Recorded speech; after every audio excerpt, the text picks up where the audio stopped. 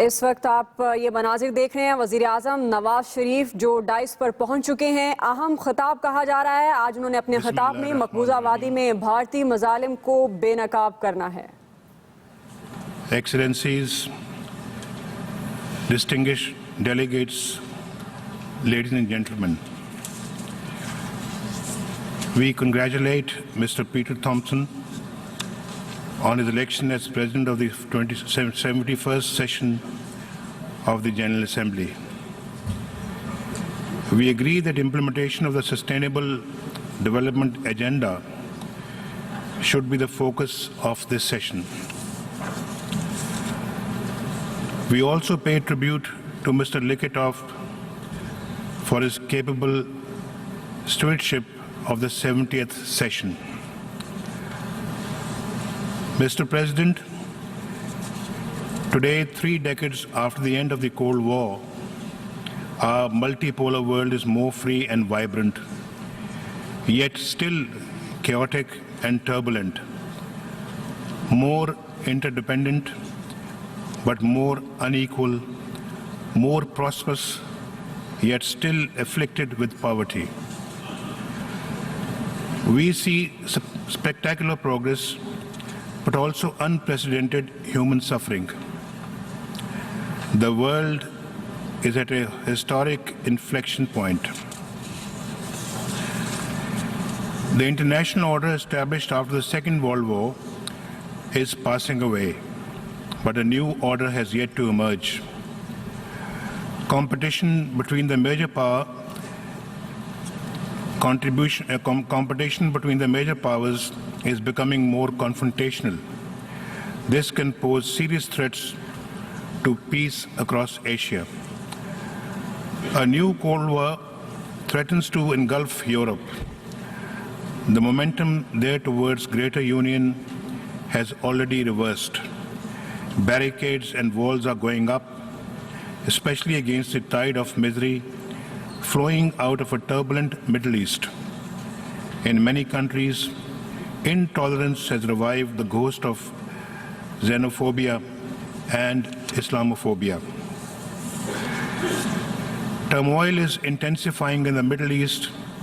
International efforts to defeat Daesh are therefore urgent.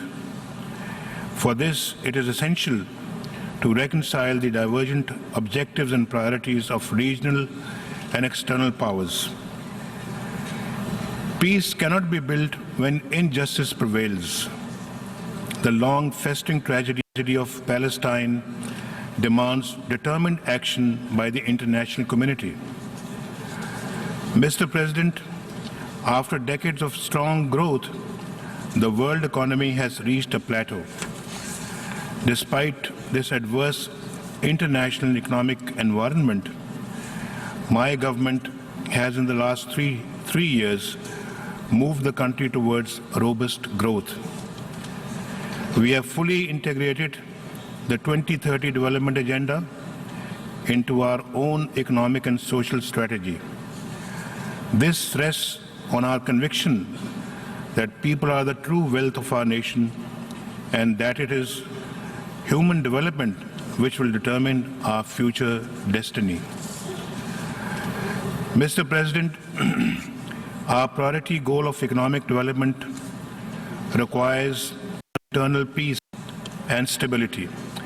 My country has been the principal victim of terrorism, including that supported, sponsored, and financed from abroad. We will not allow externally sponsored terrorism and threats of destabilization to cause turbulence in Pakistan. Tens of thousands of our citizens and thousands of our security personnel have been killed or injured in terrorist attacks. This has only reinforced our resolve to eliminate the scourge of terrorism. Our comprehensive strategy of law enforcement and targeted military operations has produced remarkable results and enabled Pakistan to turn the tide against terrorists. Pakistan's Zarbeaz operation is the largest, most robust and most successful anti-terrorism campaign anywhere in the world, deploying 200,000 of our security forces. Our comprehensive national action plan has the complete endorsement of our people and our parliament, as well as our security forces, all of whom have made heroic sacrifices to defeat terrorism. Mr. President, terrorism, however, is now a global phenomenon which must be addressed comprehensively and in all its forms, including state terrorism. The international community must coordinate its efforts to accomplish this. These efforts should be taken collectively and not unilaterally by the passage of any laws with extraterritorial application targeted against certain countries. We will not win the fight against terrorism and violent extremism so long as we do not address their root causes. These lie in poverty and ignorance, political and social injustice and oppression, foreign intervention and occupation, and denial of the legitimate rights of the people and nations, especially the right to self-determination. Until these underlying causes are addressed, it will be difficult to counter the twisted narrative of violent extremists and terrorists.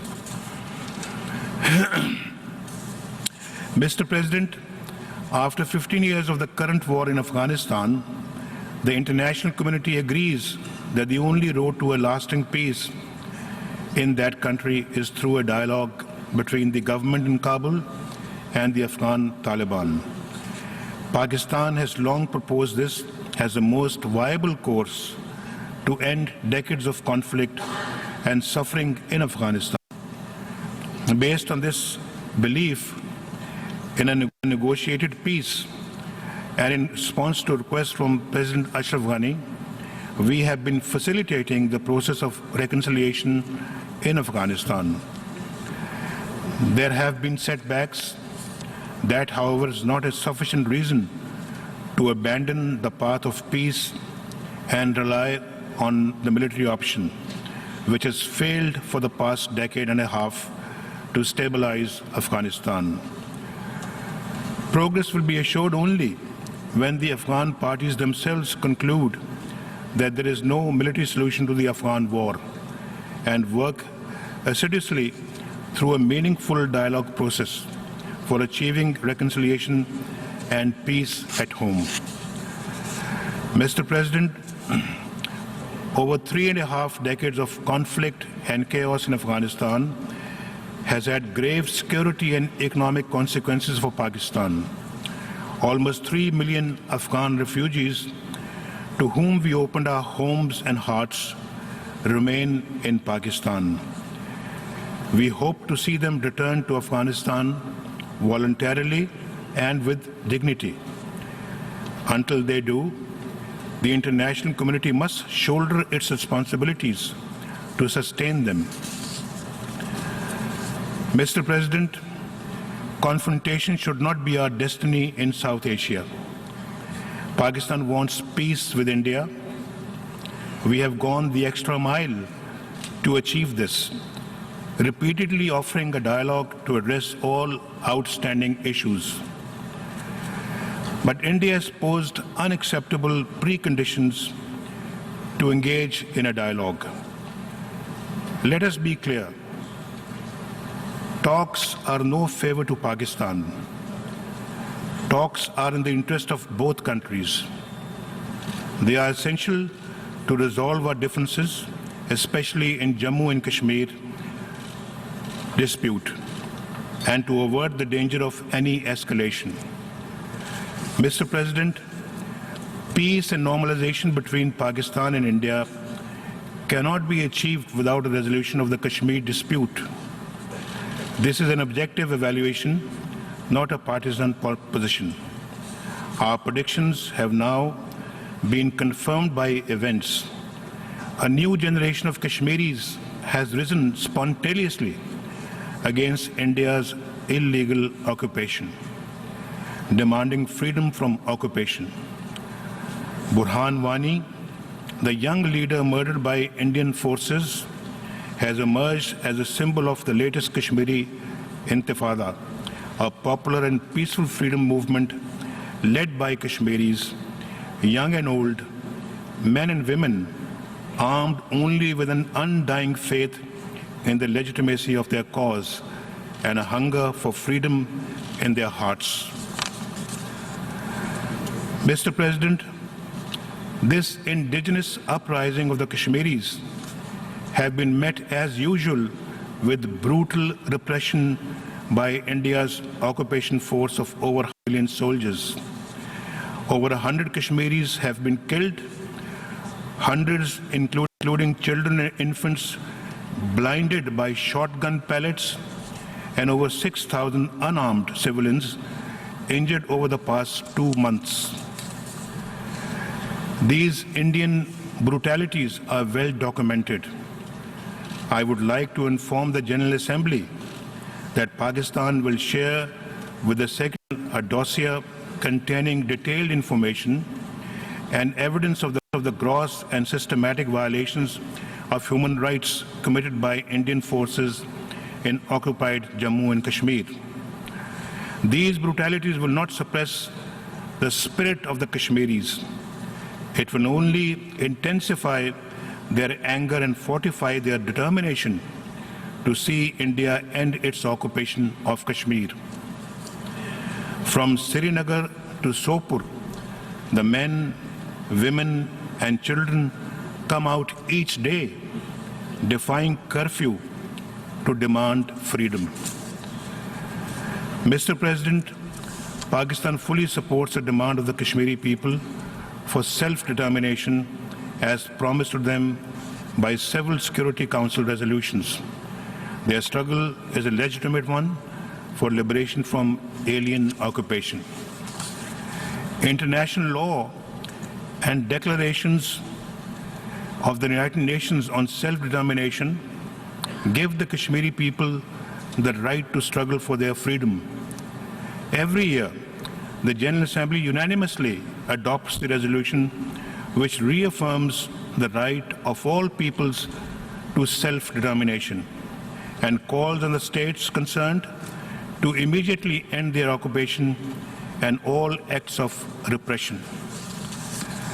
Mr. President, on behalf of the Kashmiri people, on behalf of the mothers, wives, sisters, and fathers of the innocent Kashmiri children and men who have been killed, blinded, and injured, on behalf of the Pakistani nation, I demand an independent inquiry into the extrajudicial killings and a UN fact-finding mission to investigate brutalities perpetrated by the Indian occupying forces so that those guilty of these atrocities are punished. We demand the immediate release of all Kashmiri political prisoners, an end to the curfew, freedom for the Kashmiris to demonstrate peacefully, urgent medical help for the injured, and abrogation of India's draconian laws. Mr. President, the Security Council has called for the exercise of the right to self-determination by the people of Jammu and Kashmir through a free and fair plebiscite held under United Nations auspices. The people of Kashmir have waited 70 years for implementation of this promise. The Security Council must honor its commitments by implementing its own decisions. This General Assembly must demand that India deliver on the commitments its leaders solemnly made on many occasions. To this end, steps should be taken by the United Nations to demilitarize Jammu and Kashmir and undertake consultations with India and the true representatives of the Kashmiri people to implement the resolutions of the Security Council. In this context, we welcome the offer of the good offices by Secretary General Ban Ki-moon. We will also open consultations with members of the Security Council to explore the modalities for implementation of the Security Council resolutions on Kashmir. Mr. President, the international community ignores the danger of rising tensions in South Asia at its own peril.